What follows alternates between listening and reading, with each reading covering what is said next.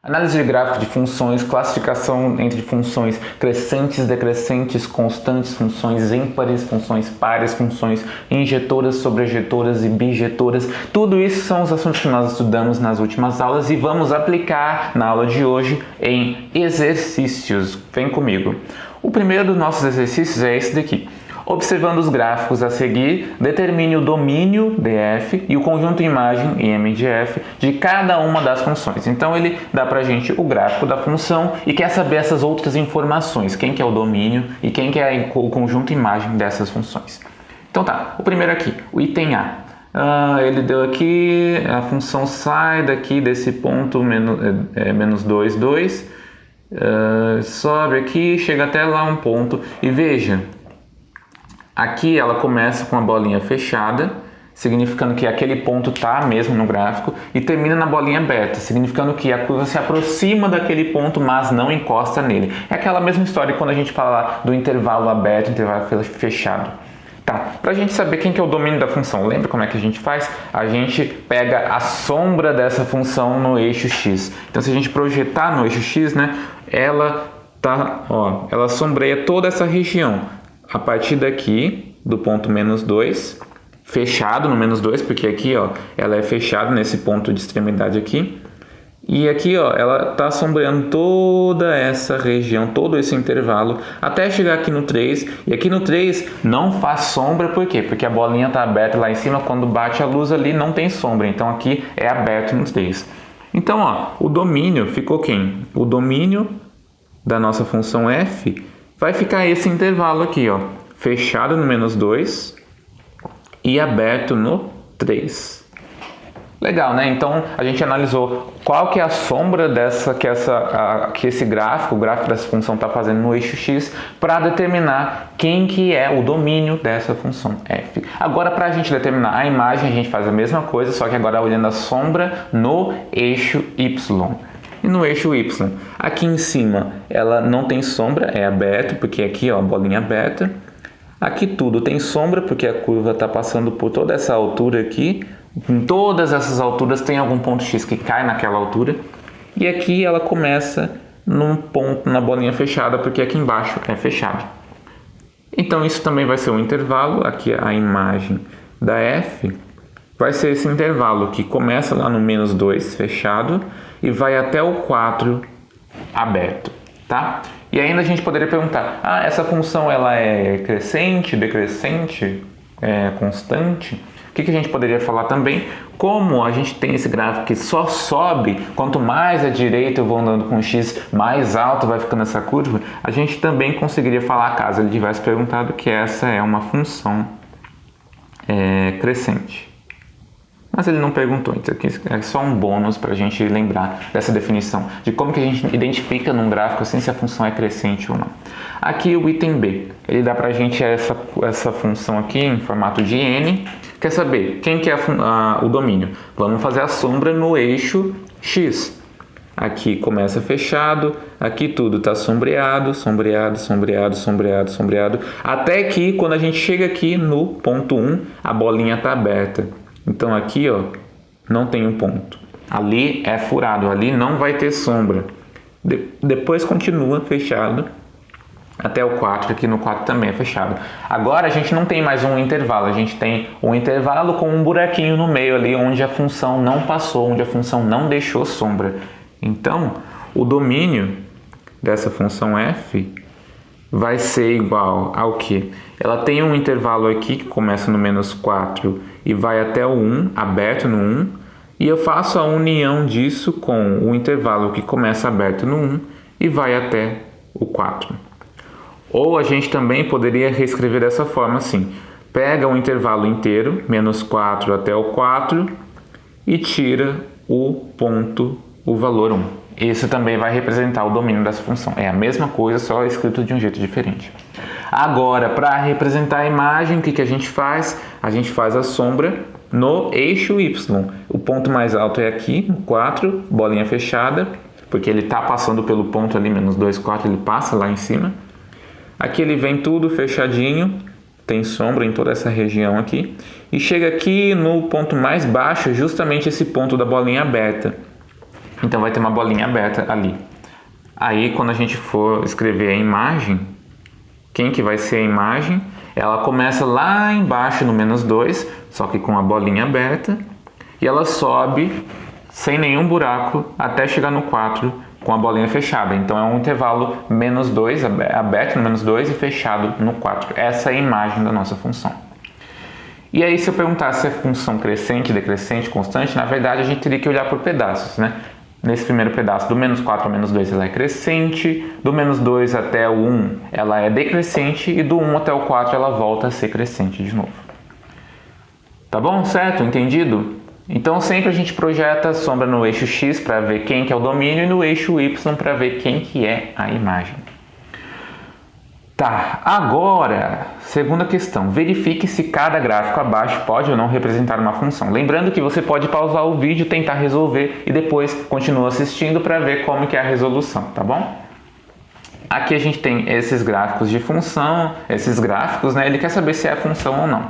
Lembrando que para ser função, cada ponto do eixo X, cada valor do domínio, só pode ter uma única imagem. Então é aquela lógica. Se a gente traça aqui retas verticais no nosso gráfico e alguma dessas retas corta esse gráfico em 2 pontos ou mais, quer dizer que esse valor de x aqui embaixo ele tem 2 imagens, ele tem 2 valores de y correspondentes, portanto isso não pode ser uma função. Então aqui, ó, nesse caso, ó, uma reta aqui vertical passando por dentro dessa esfera corta a esfera em 2 pontos, portanto isso aqui, ó, não é função. Então aqui, ó, não é função. Agora, se a gente olhar para esse aqui do lado, qualquer reta vertical que eu passar aqui, ó, tracejada, vai cortar essa curva em um único ponto. Ó, um único ponto em toda essa curva. Ela não tem essa coisa de dar uma volta por cima, por baixo, e não vai ter uma reta vertical que corta ela em 2 pontos ou mais. Portanto, essa daqui é função. É o gráfico de uma função, né? Esse gráfico aqui representa uma função. Aqui, a gente tem de novo praticamente a mesma função que a gente tinha aqui em cima, né? A função que tem esse perfil aqui de n. E de fato é uma função porque qualquer coisa vertical que eu traçar aqui, ó, vai cortar ela em um único ponto. Então essa daqui também é função. Certo? E por fim, essa outra daqui, ó. Se eu pegar uma reta aqui, vertical, o que vai acontecer? Ela corta em 2 pontos. Se corta em 2 pontos ou mais, não é função. Não é função. E aí se pedirem, por quê? Qual que é a sua justificativa para falar que isso não é função? Porque existem pontos do domínio aos quais são associadas mais de uma imagem. E isso não é característica de função. Função pode ter apenas uma imagem para cada ponto do domínio. Certo? Agora, o terceiro exercício. O gráfico de uma função y igual a f de x é representado a seguir. Então, ele deu para a gente aqui esse gráfico. Tem lá a curva, bolinha aberta ali na esquerda, fechada lá na extremidade direita. Tem os valores aqui bonitinhos. Com base no gráfico, responda. Qual o domínio e o conjunto imagem de f? Novamente, aquela história de fazer a sombra, né? Vamos fazer a sombra aqui no eixo x. O eixo x, aqui ele começa bolinha aberta e vai ter sombra em todo esse pedaço até chegar aqui, bolinha fechada. Então, qual que é o domínio dessa coisa? É esse intervalo que a gente desenhou aqui na sombra. Ele sai do -3 e chega até o 6, fechado no 6. Então, esse é o domínio da nossa função f. Vamos escrever aqui melhor? Vamos escrever aqui embaixo para ter mais espaço. O domínio da f, então, é um intervalo aberto em -3 e fechado em 6. E a imagem, o conjunto imagem da f, quem que é? É a sombra agora no eixo y. Ele vem fechado até aqui de cima, vem, passa tudo aqui. Note que aqui nesse ponto 3, ele é aberto aqui nessa extremidade, nesse ponto aqui da esquerda, só que existe algum valor aqui, ó, na curva ao lado direito aqui, que vale 3. Existe algum ponto aqui cujo f de x é igual a 3. Então, esse ponto está na sombra também. E aqui embaixo ele encosta ali no eixo x, então aquele ponto também está ali no 0, 0, está incluso no gráfico. Está na imagem, portanto. Então, a imagem vai ser esse intervalo que sai aqui do 0 e chega até lá em cima no 6. Sai do 0 e chega no 6. Então, esse é o conjunto imagem da nossa função f. O item B, determine o f de 3. O f de 3, lembra lá como é que a gente faz? Olha lá o gráfico de uma função, como que a gente sabe qual que é o valor de um dado ponto, qual que é o valor calculado a partir dessa função? Lembra que um par ordenado x, y, ele pertence ao gráfico da nossa função, vou usar essa notação aqui, ele pertence ao gráfico se e somente se o y é igual a f de x, e claro, o x está no domínio de f. Então, se a gente pegar, então é sempre assim, a primeira coordenada tem o valor x do domínio e a segunda coordenada tem a imagem do valor x do domínio. Então, se a gente pegar, a gente quer saber quem? O f de 3. Basta a gente olhar aqui para x igual a 3 e quando ele toca o gráfico aqui em cima, esse ponto é quem? É o ponto 3, 6. Portanto, se esse ponto é um ponto do gráfico, a primeira coordenada é o x, igual a 3, a segunda coordenada é o f de x, o f de 3, portanto, é igual a 6. f de 3 é igual a 6.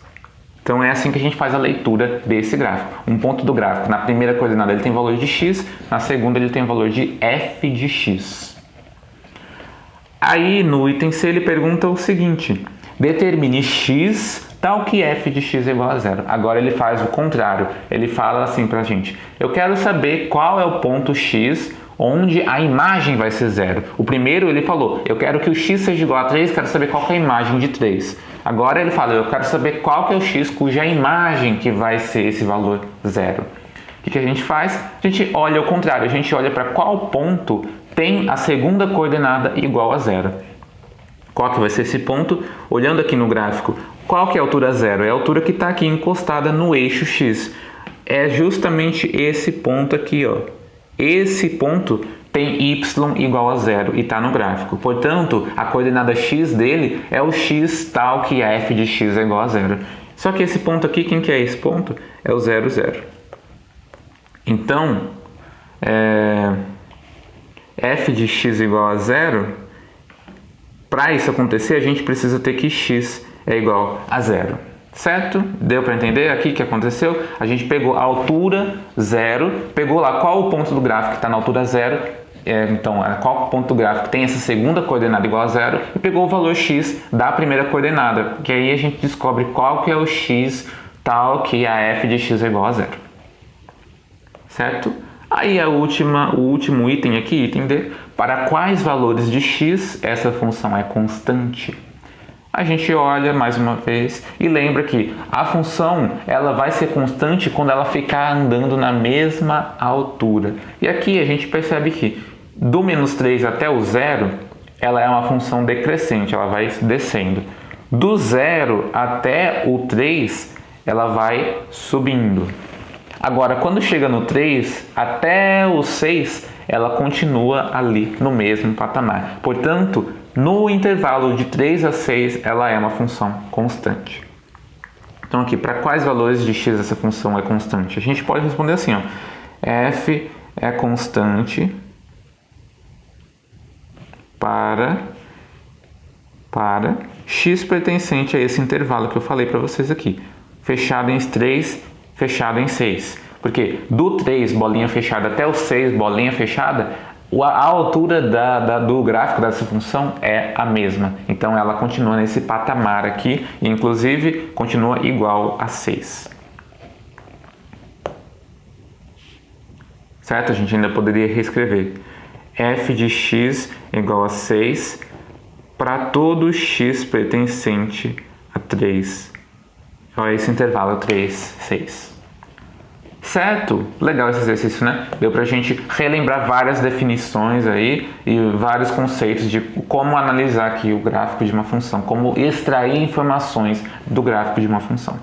E percebe que não é pouca coisa não, a gente consegue extrair bastante coisa, tanto ali imagem de algum valor, o valor que vai dar tal valor na imagem, onde é crescente, onde é decrescente, onde é constante, qual que é o domínio, qual que é a imagem, bastante coisa. Agora vamos falar sobre paridade de função. Lembra lá aqueles conceitos de o que é uma função par, o que é uma função ímpar? A função par, vamos só lembrar, função par é quando, se eu andar aqui x para a direita, eu vou ter um valor. Se eu andar x para a esquerda, ou seja, andar menos x, eu vou ter o mesmo valor da função, quando eu calculo essa função.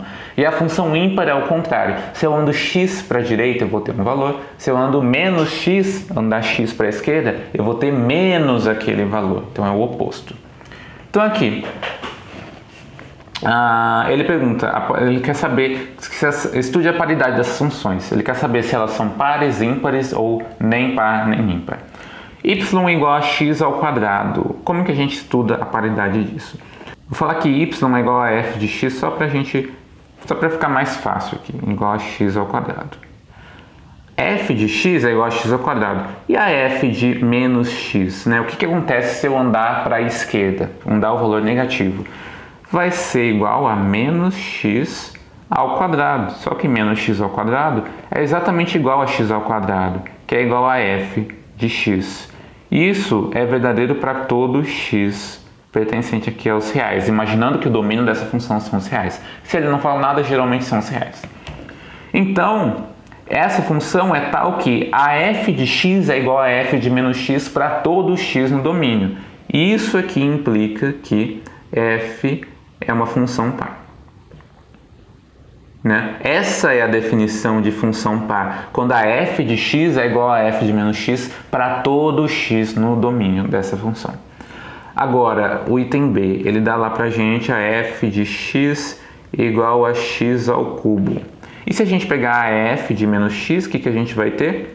A gente vai ter menos x ao cubo, que é igual ao que? Se a gente fizer aqui a regra dos sinais, vai sobrar um sinal menos. Aqui vai ser menos x vezes menos x, que dá x ao quadrado, vezes menos x, que vai dar menos x ao cubo. E isso é exatamente o que? Menos f de x ao cubo.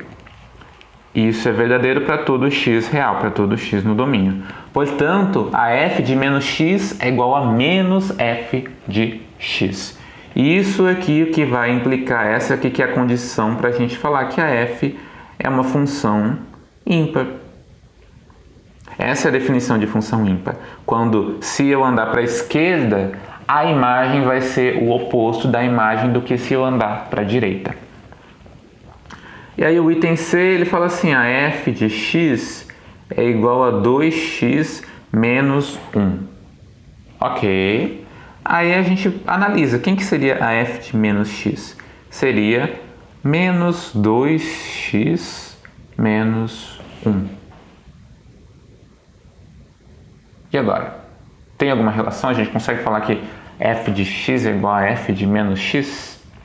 Talvez, se a gente olhar para o gráfico, vai ficar mais claro para a gente entender isso. Vamos pegar aqui o plano cartesiano. Eu falei que essa ferramenta ia ser muito útil. Se a gente pegar aqui 2x menos 1, o gráfico dessa função, onde que está o gráfico dessa função?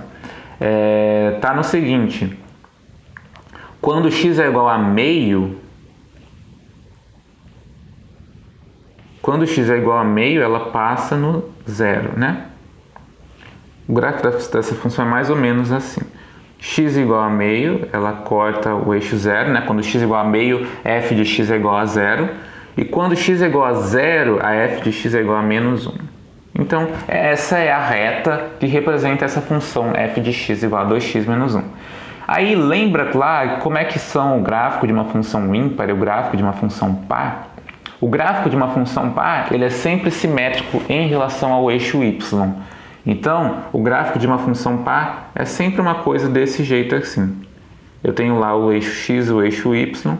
E o que acontece aqui com o gráfico da função par do lado esquerdo é o que vai acontecer também do lado direito. Isso é um gráfico simétrico em relação ao eixo Y. Se a gente vê esse gráfico aqui, essa reta, não é simétrico em relação ao eixo Y. Ele é bem assimétrico, na verdade. Aqui, para muito lado direito é muito positivo, para o lado esquerdo é muito negativo, então não tem nada de simetria aqui. E como que seria o gráfico de uma função ímpar? É um gráfico simétrico também, só que não em relação a um dos eixos, mas em relação à origem. É um gráfico que acontece alguma coisa desse tipo aqui.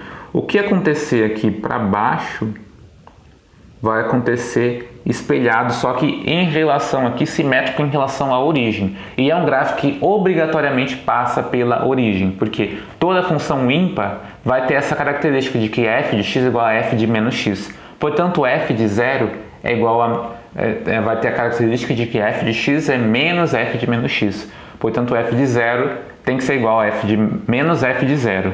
Então, a f de 0, a imagem do zero por toda função ímpar, tem que passar na origem. Então, a origem obrigatoriamente tem que estar contida aqui no gráfico dessa função. E aqui a gente percebe que a origem não está contida. Portanto, essa função aqui não é par nem é ímpar.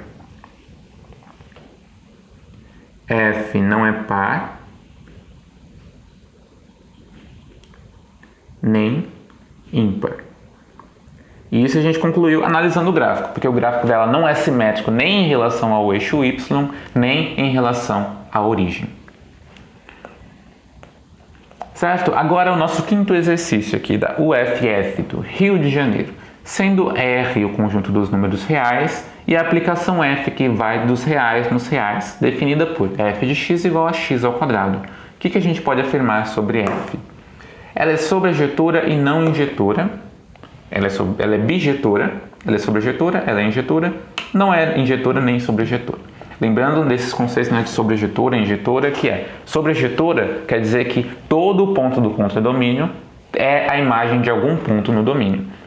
Injetora quer dizer que se eu pegar dois pontos diferentes no meu domínio, a imagem deles também vai ser diferente. Lembra, só tem uma seta chegando em cada ponto do contradomínio.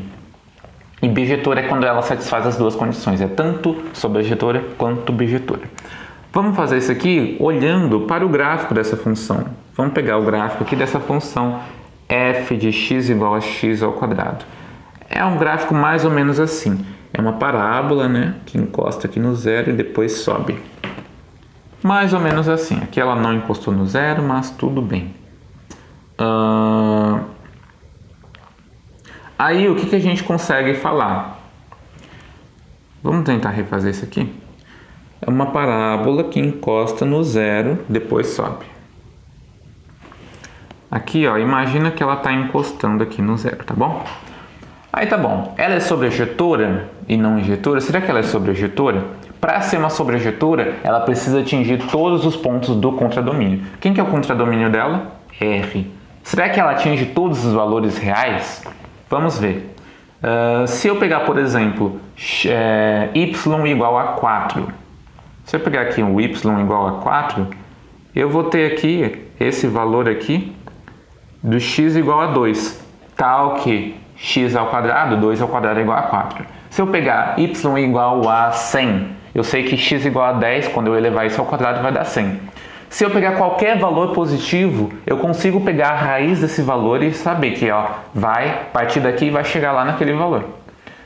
Inclusive, se eu pegar o zero, eu sei que 0 ao quadrado é 0. Mas agora, se eu pegar algum valor aqui negativo, por exemplo, se eu pegar o menos 2, não existe nenhum valor real tal que o quadrado dele vai ser menos 2. Portanto, existem valores no contradomínio dessa função que não são atingidos, que não são a imagem de nenhum valor no domínio. Portanto, ela não é injetora, é sobrejetora. F não é sobrejetora. Se F não é sobrejetora, a gente já consegue excluir muita coisa. A alternativa A não pode ser, porque fala que ela é sobrejetora. A alternativa B não pode ser, porque fala que ela é bijetora, então ela precisaria ser sobrejetora também. A alternativa C não pode ser, porque está falando justamente que ela é sobrejetora. Pode ser a D ou a E. Vamos ver se ela é injetora. Para ser injetora, eu preciso ter que cada ponto do meu domínio vai chegar em um único valor lá em cima e não vão ter dois pontos diferentes no domínio com a mesma imagem. Só que essa função aqui, x ao quadrado, ela tem a seguinte característica. A f de 2 é igual a 4. Só que quem que é a f de menos 2? Também é igual a 4. Ela é uma função, a gente acabou de discutir, é uma função par. Ela é simétrica em relação ao eixo y. Então, se eu andar valores aqui, um valor a para a direita, eu vou andar menos a aqui para a esquerda, a imagem de a vai ser a mesma que a imagem de menos a. Então, ela não é injetora. F não é sobrejetora e F não é injetora. Porque eu consigo pegar dois pontos diferentes do meu domínio e esses pontos vão ter a mesma imagem. Então ela não é injetora. A alternativa certa é F não é injetora nem sobrejetora. Agora eu ainda poderia perguntar para você o seguinte, tá, mas será que a gente consegue fazer alguma alteração aqui na F para fazer com que ela seja sobrejetora ou para fazer que ela seja injetora? A resposta vai ser sim. Por exemplo, a gente viu que ela não é sobrejetora só porque o contradomínio dela são os reais e ela não atinge todos os reais. Agora, se eu definisse a f do mesmo jeito, f de x igual a x ao quadrado, só que saindo dos reais e chegando nos reais positivos, nos reais não negativos, lembra dessa notação lá quando a gente estudou o conjunto dos números reais? R+ significa todos os números reais maiores ou iguais que zero. Então, se a gente restringisse essa nossa função para tendo o contradomínio R+, aí a gente ia falar que ela é uma função sobrejetora, porque de fato todo número real maior ou igual que zero pode ser escrito como o quadrado de algum número real. Então seria a mesma coisa que a gente pegar aqui, ao invés de pegar o eixo y inteiro, a gente pega só a parte que está para cima do do eixo x. Aí a gente pega aqui a nossa função de novo, malemar desenhada.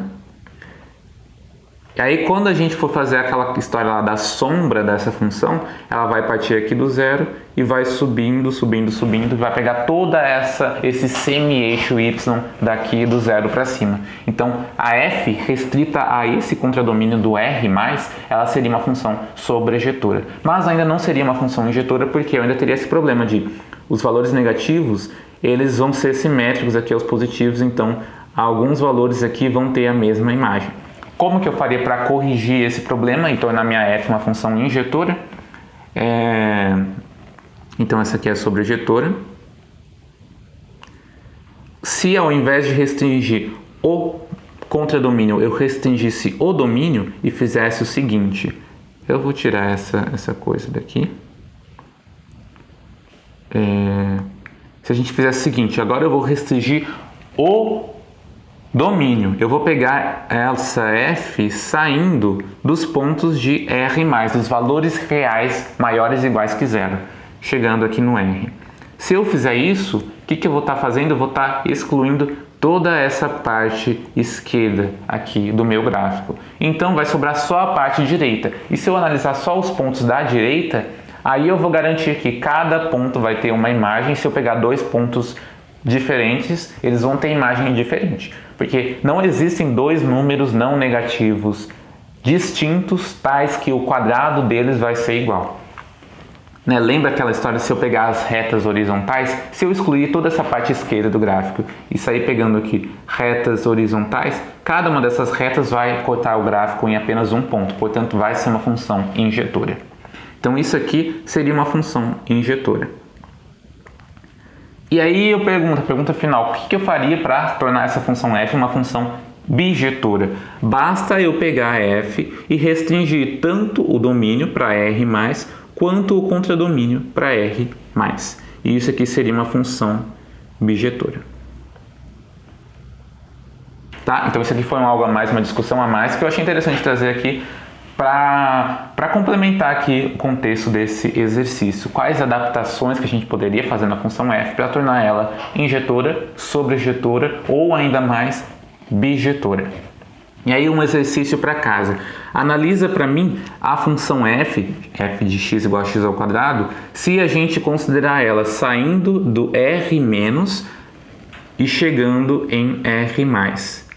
Analisa para mim, depois conta aqui nos comentários da aula se você concluiu que essa função é só sobrejetora, só injetora ou se ela é bijetora, tá bom? Exercício para casa. Então, esses foram os exercícios da aula de hoje. Eu vou ficando por aqui e vejo você na próxima aula ou no próximo vídeo aqui do canal, tá bom? Tchau, tchau!